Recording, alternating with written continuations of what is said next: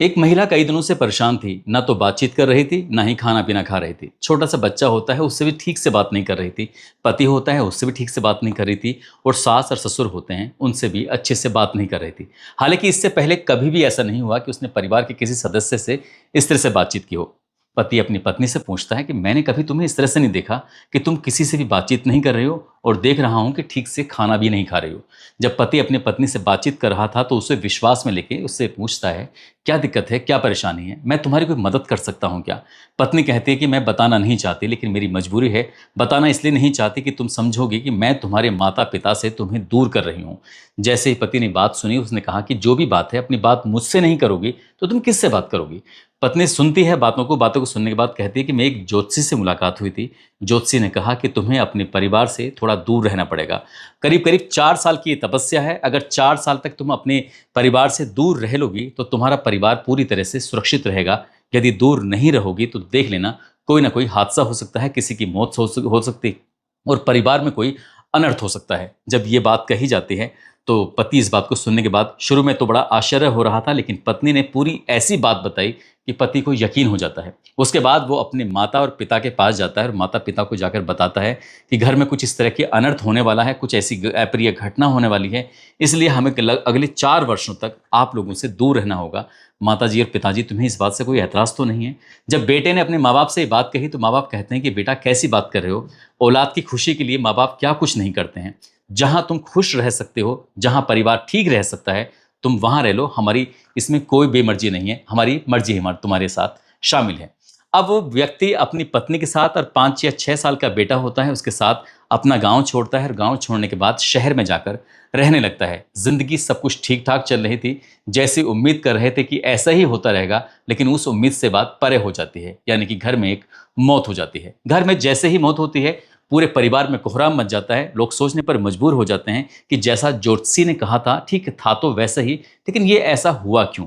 लेकिन वो मौत नहीं थी, वो था कत्ल।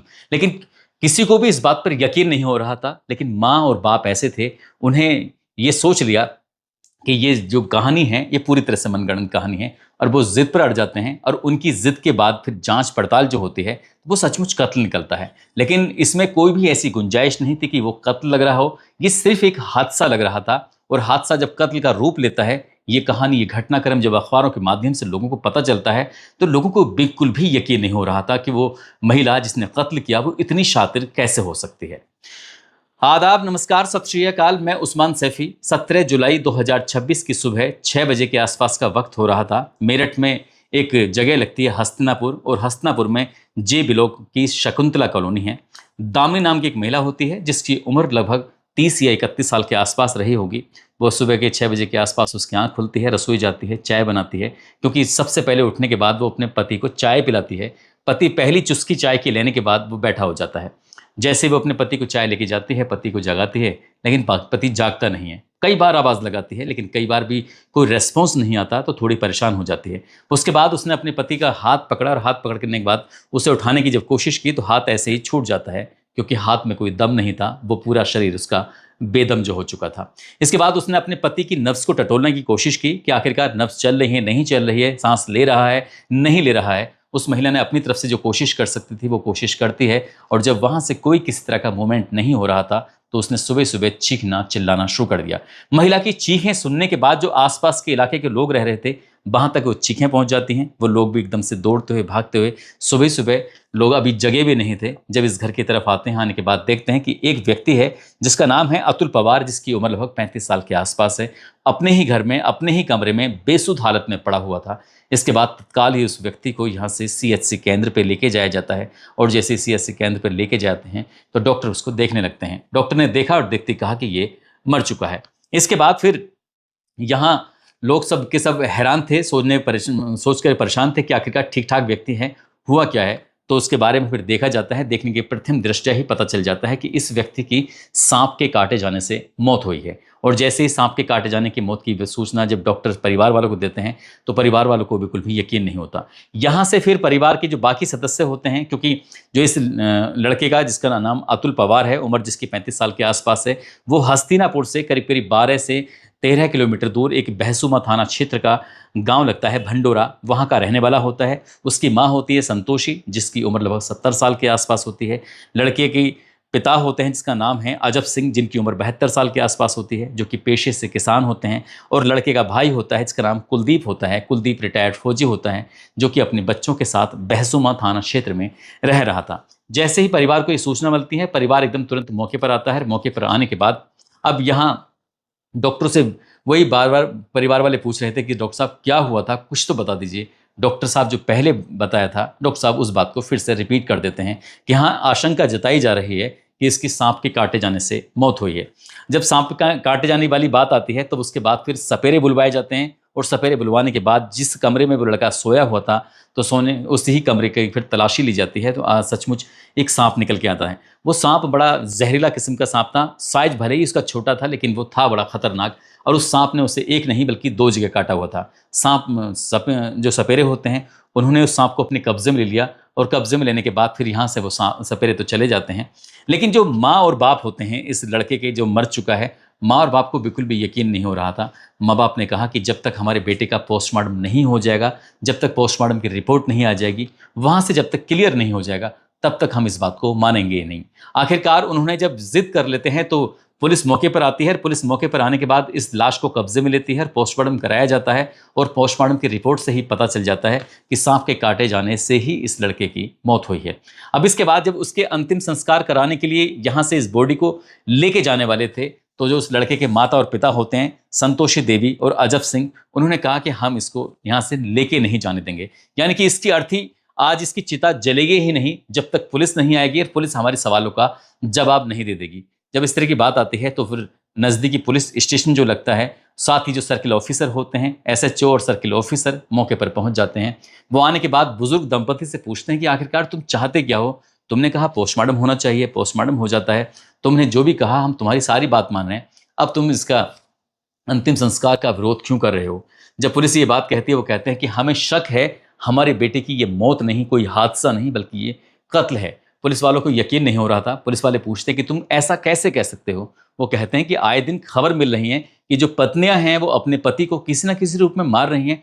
हो सकता है कि हमारी बहू ने भी हमारे बेटे का कत्ल किया हो। तो जिस व्यक्ति ने भी ये बात सुनी, उन व्यक्ति को यकीन नहीं हो रहा था कि बुजुर्ग दंपति आखिरकार किस तरह की बातें कर रहे हैं।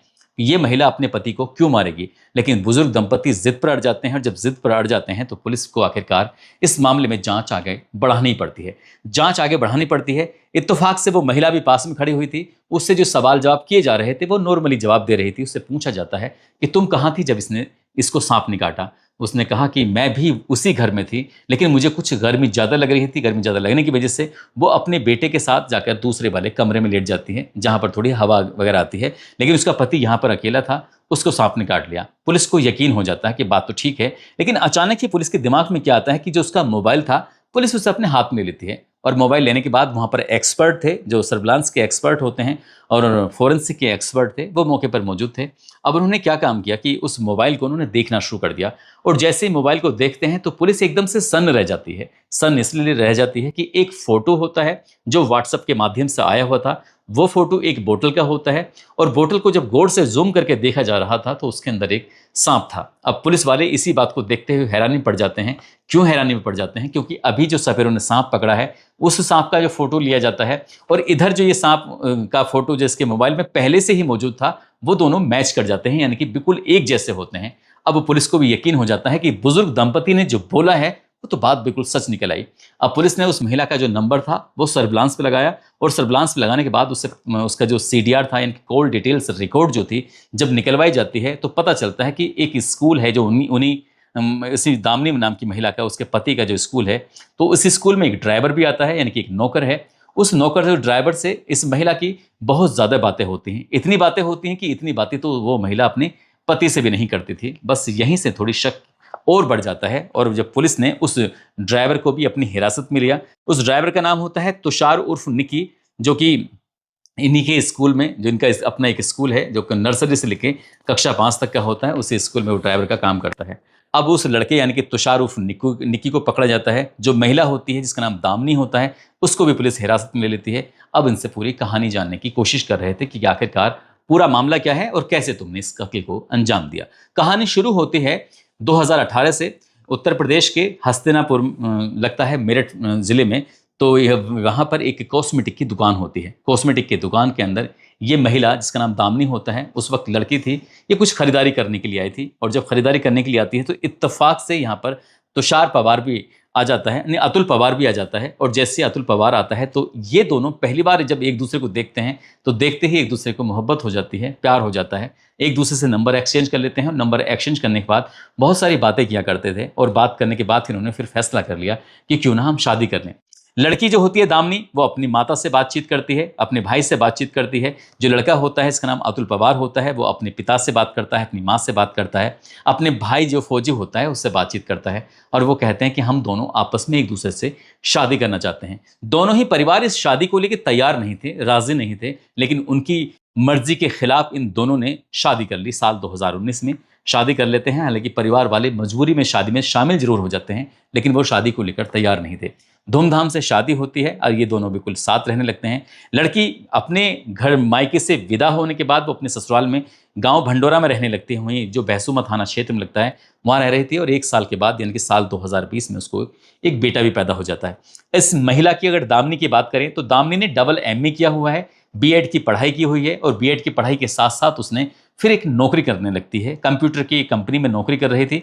जिंदगी में उसका सब ठीक ठाक चल रहा था। एक दिन उसने अपने पति से कहा कि मैं नौकरी छोड़ना चाहती हूँ, तुम भी जो अपना कारोबार करते हो उसको छोड़ दीजिए और हम मिलकर एक स्कूल चलाते हैं। मैंने B.Ed किया हुआ है, मुझको पूरी समझ भी है। तब उसका पति कहता है ये तो बहुत अच्छी बात है। इसलिए साल 2022 में ये दोनों अपनी अपनी नौकरियां छोड़ने के बाद फैसला कर लेते हैं और हस्तिनापुर में एक विद्यालय खोलते हैं, जो कि हस्तिनापुर रामलीला ग्राउंड के पास होता है। और विद्यालय का नाम होता है कृष्णा किड्स प्ले स्कूल। और ये स्कूल खोलते हैं तो नर्सरी से लेके कक्षा 5 तक यहाँ पढ़ाई होती है। शुरुआत में बच्चों को जोड़ने में थोड़ी दिक्कत हो रही थी, लेकिन वक्त के साथ बच्चे बढ़ने लगते हैं और बच्चों की संख्या हो जाती है लगभग 150 के आसपास। पति और पत्नी इस विद्यालय को आगे बढ़ाने के लिए पूरी शिद्दत से, पूरी ईमानदारी से लगे हुए थे और सब कुछ ठीक चल रहा था। साल 2024 की बात है। तुषार उर्फ निक्की नाम का एक व्यक्ति होता है, वो इनके विद्यालय में जाता है। विद्यालय में जाने के बाद कहता है कि साहब मुझे नौकरी की ज़रूरत है, मैं आपके यहाँ पर नौकरी करना चाहता हूँ। तो वो जो दंपति हैं वो कह देते हैं कि हमें कोई दिक्कत नहीं है, कितनी सैलरी लोगे? तो बोले हम जो भी आप देना चाहो। तो 10,000 रुपये प्रति महीना के हिसाब से वो सैलरी के लिए तैयार हो जाता है। और उससे पूछा जाता है कि तुम रहते कहाँ हो? तो अपना गाँव बताता है, मैं कोहला का रहने वाला हूँ, लेकिन फिलहाल वो हस्तिनापुर में रामलीला ग्राउंड है, उस रामलीला ग्राउंड के ही पास में रहता है। तो यहाँ पर ये व्यक्ति रहना शुरू कर देता है। लेकिन जैसे ही इसने यहाँ पर एंट्री करता है तो इसकी बातें इस दामिनी नाम की महिला को इतनी ज़्यादा पसंद आती हैं कि उसका पति से तो मोहभंग हो जाता है और इस ड्राइवर की वो इश्क में पड़ जाती है। और ऐसे इश्क में पड़ जाती है कि वो अपने पति को बिल्कुल पूरी तरह से भूल जाती है। और जब भी मौका होता था तब वो उससे मिलती थी, बातचीत करती थी और दोनों के बीच में अवैध संबंध भी स्थापित हो जाते हैं। और इस बात का किसी को भनक तक नहीं था। लेकिन पति और पत्नी जो होते हैं वो स्कूल से अपने गाँव जुड़ जाया करते थे। डेली का आना जाना ये सिलसिला चलता रहता था और वक्त का पहिया ऐसे ही आगे बढ़ रहा था। तभी उससे पूछा जाता है कि तुमने जो मुझसे रिलेशन मेंटेन किए हैं तो वे क्यों किए हैं? वो कहता है कि मैं ज़िंदगी भर तुम्हारे साथ रहना चाहता हूँ। लेकिन वो तुषार खुद भी शादीशुदा होता है। जब स्कूल की मालकिन दामिनी जब ये बात पूछ रही थी, उसने कहा कि आप आगे क्या करोगे? उसने कहा कि मैं अपने पत्नी को तलाक दे दूंगा और मैं तुम्हारे साथ शादी करना चाहता हूँ। लेकिन जब आज शादी की आती है, क्योंकि ये जो अतुल पवार होता है, अतुल पवार ने विद्यालय खोलने में पूरी मेहनत की थी, उसका बराबर का शेयर था, सब कुछ वो मालिक होता है। तभी उसने फैसला किया था कि मेरे पति की लगभग 20 लाख रुपए की बीमा राशि है। अगर उसे कोई हादसे में मौत हो जाती है तो 20 लाख रुपए मिलेंगे, हमें आगे बढ़ने में और मदद मिल सकती है और मेरा पति रास्ते से भी हट जाएगा। इसलिए कुछ ऐसा काम करते हैं कि इस पति को रास्ते से हटाते हैं। और रास्ते से हटाने के लिए उसने बहुत बड़ी संख्या में, मतलब मात्रा में रिसर्च करना शुरू कर दिया। बहुत सारी डॉक्यूमेंट्री देखना शुरू कर दिया, फिल्में देखना शुरू कर दिया, थ्रिलर फिल्में देखती थी और बहुत सारी तैयारी कर रही थी। अभी तक पूरे देश भर में पिछले 1 साल में जितनी भी घटनाएं घटी हैं पतियों को मारने वाली, उसने उनसे बढ़िया एक बेहतरीन प्लानिंग की कि वो खुद ना पकड़ी जाए, और ऐसी वो प्लानिंग कर रही थी। और इस प्लानिंग में वो सक्सेस होने के लिए कोशिश कर रही थी। एक दिन उसने अपने पति का रोड पर एक्सीडेंट भी करा दिया। और एक्सीडेंट कराया तो उसका पति बच जाता है कि उसने हेलमेट पहना हुआ था। जब वहां से सफलता नहीं मिलती है तभी वो फैसला करती है कि मैं गांव से अपने पति को शहर की तरफ शिफ्ट करती हूँ। और एक ज्योतिषी का सहारा लिया जाता है कि ज्योतिषी ने ऐसा बोला है कि परिवार पे कोई बहुत बड़ा संकट है। पति के साथ कई हादसे हो चुके थे, वो मरते मरते बच जाता था। तभी उसने अपने पति को विश्वास में लिया, पति ने परिवार को विश्वास में लिया और वो अपना गांव छोड़कर शहर में आ जाता है और जब शहर में आ जाता है तो रहना सहना शुरू हो जाता है। महज अभी 3 महीने ही हुए थे उसे शहर में रहते रहते। तुषार ने प्लानिंग किया, उसने कहा कि मैं किसी सपेरे से बातचीत करता हूं और उससे कहूंगा कि एक बढ़िया सा सांप का इंतजाम कर, जो काटे उसका काटा पानी ना मांगे। इस तरह की जब बात आती है तो यहाँ पर एक उदय नाम का लड़का होता है और एक सोनू होता है। दोनों ही पेशे से सपेरे होते हैं जिनका काम होता है सांपों को पकड़ना या फिर काटे हुए जो सांप के द्वारा काटा हुआ व्यक्ति होता है उसका जहर उतारना। जब उससे बातचीत की जाती है इन दोनों लड़कों से तो दोनों लड़के तैयार होते हैं 5 लाख रुपए में, यानी कि 5 लाख रुपए आप हमें दे दो और जैसा चाहोगे हम वैसा ही कर देंगे।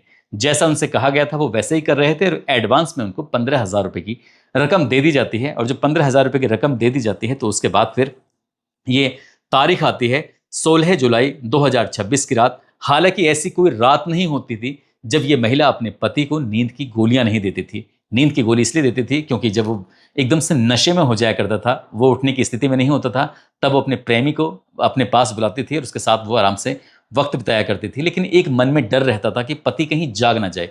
तभी उन्होंने कहा था कि इसे रास्ते से हटाना है और वो 16 तारीख की रात आती है तो उस रात में उसने दूध में मिलाकर लगभग 10 या 12 गोलियां दी थी नशे की। और जैसे 10-12 गोली देती हैं वो आराम से कमरे में जाकर सो जाता है। तभी जो सपेरे होते हैं जिसका नाम उदय और सोनू होता है उनको बुलवाया जाता है और जब बुलवाया जाता है तो उससे पहले ही पूछा जाता है सांप ठीक ठाक खतरनाक है कि नहीं है। उस महिला ने कहा, वो कहता है, सपेरे कहते हैं कि मैडम कैसी बात कर रही हो, आप देख लीजिए। यानी कि उसे व्हाट्सएप पर एक फोटो भेजा जाता है सांप का। कहा जाता है कि ये सांप छोटा भले ही है लेकिन है बहुत खतरनाक।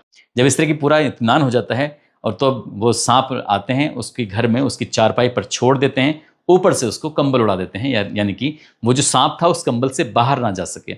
और रात के जब पूरी रात बीत जाती है, दिन निकलता है, उस वक्त सांप उसे लगभग 2 बार काट चुका था और 2 बार काटने में ही उसकी मौत हो जाती है। वो पहले से ही एक तो नशे में था, दूसरा सांप के जहर से उसकी जब मौत हो जाती है तब फिर लोगों को यकीन नहीं हो रहा था। सबके सब लोग इसे हादसा मान रहे थे लेकिन 2 ही ऐसे शख्स थे, उस लड़के के माता और पिता, जिन्हें इस बात का बिल्कुल भी यकीन नहीं हो रहा था यह हादसा है। वो कह रहे थे पहले से ही हत्या है। और पुलिस ने जब इस घटनाक्रम का खुलासा किया, सर्विलांस की टीम हो, फॉरेंसिक की टीम हो या फिर जो भी सीसीटीवी कैमरे मिले हो, व्हाट्सएप की चैटिंग मिली हो या कॉल डिटेल्स रिकॉर्ड मिली हो, जो भी साक्ष्य जुटाए जा रहे थे उन साक्ष्यों के आधार पर आखिरकार ये क्लियर हो जाता है कि यह हादसा नहीं बल्कि कत्ल है। पुलिस ने दोनों को गिरफ्तार किया, प्रेमिका को भी गिरफ्तार किया, प्रेमी को भी गिरफ्तार किया और गिरफ्तार करने के बाद जेल भेजा।